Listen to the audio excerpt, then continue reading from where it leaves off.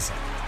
All right, more on this Eastern Conference here in just a moment. And speaking of the East, actually, I should say, because Joel Embiid and company, yeah, he was out there. Center matchup. Yeah, a lot of eyeballs on this one. Although Castle plays well. I don't know the level of concern that you have. And we saw Wemby leave the game, come back into the game. At least in my mind, I say, hey, positive sign he was able to play. Yeah. But, you know, down the stretch here, like, I just want to make sure that guy is right for the playoffs. Yeah, I think they will do that. I mean, if anybody does things the right way, it's the San Antonio Spurs organization. They're going to make sure they protect all their assets and make sure everybody's healthy at the right time. So if there's any type of lingering situation with him and his arm or elbow, he's probably going to sit, which they're in a comfortable position at 2. They don't need to, win these next couple games. They do need to stay healthy, but you got guys that can step up. Castle, Cornette, Fox, Harper, but the big position, they also have Biyombo and Olynyk. Like, those guys could get some minutes on the road, would help, make your roster deep in the playoffs in case something strange happens. But they have the luxury, because of how deep they are, of putting together an unbelievable roster for this last few games of the season. Ridiculously deep. Just for context here, San Antonio 2.5 games behind OKC, so they are currently assured of finishing no worse than second in the conference, which has me thinking, do you even shut down Wemby? And the only reason why I bring this up is he's made it abundantly clear, I want to be the MVP. Yeah. Got to play one more game and log at least 20 minutes in that matchup. How do you handle this from an organizational standpoint? Lucky for me, I'm not the coach. Seriously. But Mitch Johnson's done an unbelievable job. He's done great so far, and I trust him and their organization and how they handle it. I looked at their schedule. The only game that mattered to me is the Denver Nuggets, the last game of the season. Sure. So he could sit out the rest of those games, and they can have a good playoff-type matchup. They're trying to get a 3 seed. We're trying to get ready for the playoffs. We'll have some time off because of the playing games. So why not get your guys, some starter minutes during that time and see where you are and test, and also try to not let Denver get the 3 seed, because we might not want to see them in the second round, but we might. Who knows? Either way, that's a good test for both squads for the last game of the season before playoffs start. Yeah, I'm glad you bring up the Denver Nuggets, because right now, Joker and company, they were in action. They were trying to flex, make the case that he should be the MVP. Yeah, good argument. Stamped out what? Yeah, it was very important for Orlando. I mean, because there's been some moments watching them over the last few weeks, like, what is going on with the squad? Here's a look at the East standings and how they're shaping up 5 through 10. Atlanta currently in the 5th spot, half-game lead over Toronto, game-and-a-half lead, I should say. Toronto, 6th place with a half-game lead over Philly, Charlotte, and Orlando. All right, so break this down for me. I started thinking about the play-in game. In your mind, who's going to be on the outside of that? Like, who would you like to see that avoids the play-in? I mean, I think Atlanta deserves to be outside of the play-in. I would love to see, Charlotte. The way they've turned around the second half, I would love to see them be one of those teams that kind of avoids the play-in. But where they stand, I don't think it's going to happen. Those teams are so bunched up. Toronto as well, so I'd love to see them in a 6 seed. So there's a couple teams that I would love to see solidified. But if I had to pick one to be at the 6th spot, probably Toronto. Because I want to see those other teams face Boston and Detroit at the 7-8 spot. You see some of these teams that are starting to surge here very quickly on the Orlando Magic, because this is a team that just took out a #1 seed in the Detroit Pistons. I know it's been like a roller coaster. They haven't even been healthy for most of the season. How dangerous are they? Orlando Magic? Yeah. You might not like my... I don't see them as... They could be dangerous. But, again, what we've seen from them late in the season is very up and down. It's very chaotic.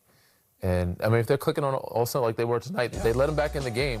When Desmond Bane's knocking shots down, Paolo's playing at a high level, they even used, Franz was out, I think, tonight, right? So to win this game like that, pretty handily, even though there's no K Cunningham, it's still a big win. So they can be good, but honestly, they're not a team that I thought met expectations this year. And if I'm those top-seeded teams, I'm not too scared of them. Yeah, no, I'm with you, and I think the chemistry issues at times, you can see it out on the floor for this squad. I just think to myself, for a team that's been struggling as much as they have to get a win like this, support it now back-to-back wins for them, maybe there's a little mojo, positive mojo. A little positive, but then they have to, if they were facing an Atlanta team or a Toronto, like those teams in the bottom half for a playoff play-in game or playoff series, those teams should be worried. But the top half of the group, I don't think they're too worried about the Orlando Magic. I'm with you. I know we showed the highlights, 76ers in San Antonio. Wemby obviously leaves the game because of the rib injury. Spurs, Well, back here on the Post Up along with Danny Green, Mike Yam with you. Boy, this one was entertaining. Blazers and Nuggets. Yeah, we did get a little overtime here. First quarter is where we pick this thing up. Like, I wouldn't do that in a video game. Like You know what I mean? Half spin twice. Some Lakeem the Dream type footwork. There was. Don't look smooth, though. Yeah. To be honest with you. I mean, not many were as smooth. Monty Kamara, by the way. Goes again. Yeah, 30 points for him. There's Joker delivering another triple-double. 33rd of the season for this guy. Finding guys. Eyes in the back of his head. There goes Cam Johnson. Green gang. Big bucket for him. Good find. Good pass. Swing, swing. He is a shooter now. He is. Not just a dunker anymore. Could not leave him open. This is just wild. You think at one point in the first half, it was an 18-point deficit for this Denver Nuggets squad. It was 14-point deficit in the second half as well. Just wild. Yeah, they kept fighting. They did. Came back. Denny Avdia. He's good, man. All-star this year, right? Yeah. Impressive. Having an unbelievable season. Joker. Oh, man. He had two good looks, two great looks. Normally, he doesn't miss those. Thought the first one was going down. That would have been a game All of them winner were going here. down. Yeah. First, second, and third. Good ball movement. Yeah, Tee him up. Murray just stepping right into it. Just extending that lead. Slow step. Yeah. Get it off right in time. We were watching that thing live. We're like, man, Joker, this dude's legit. Right before the buzzer. Yeah. Joker, that is good. CJ, not as much. Yeah. Fingertips on the ball, fingertips off the ball. We've had a couple of those coming down to that. Look at that stat line. Of a second. Holy moly. Holy moly is right. I mentioned the Donut shot. triple-double for Joker, 35, 14, and 13. It's wild. Denver, their first win when trailing by 14 or more points after 3 quarters since 2019, and they're down 19 against the 76ers in that matchup. Nuggets 23 and 10 this year when Joker goes for a triple-double. Make it now 9 straight games. They are currently, because of this win, half game in front of a Laker squad that I know you're watching, you're in the studio, you're calling these Laker games as well. I know Los Angeles is banged up. I don't want, maybe you think it's going to be Denver, it's going to grab this 3 seed, but explain to me the importance of grabbing that position. It looks like it because, Lakers have a game tomorrow. They are down somebody. They also have to play OKC at some point in the rest of the games that's left. And even Braun might be questionable in the ankle. Marcus Smart is yet to be back. He's a key piece to help them. Try to be hopeful. But this 3 seed is important because of the second round.